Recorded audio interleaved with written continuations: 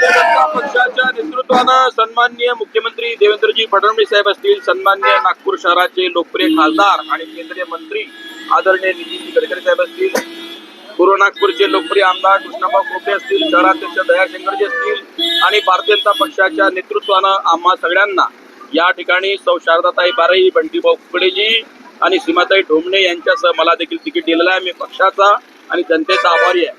2017 ते 22 या 5 वर्षाच्या कार्यकाळामध्ये आम्ही प्रामाणिकपणे या प्रभाग 26च्या जनतेसाठी राबलेलो आहे. निश्चितपणानं त्या विश्वासापोटी पुनश्च एकदा आम्हाला तिकीट दिलेलं आहे. मी सगळ्यांना धन्यवाद देतो आणि पुन्हा एकदा या शहरातली जनता आम्हा सगळ्यांना आणि प्रभाग 26 जनता आम्हाला निवडून देईल असा विश्वास व्यक्त करतो. क्रमांक 26चा सर्वांगीण विकास जनतेपर्यंत पोहोचताना त्यांना असलेल्या अडीअडचणींना लढणे आणि सभागृहामध्ये महानगरपालिकेच्या या प्रभाग क्रमांक 26चा आवाज बुलंद करणे हेच आमच्या निवडणुकीची कारण असतील.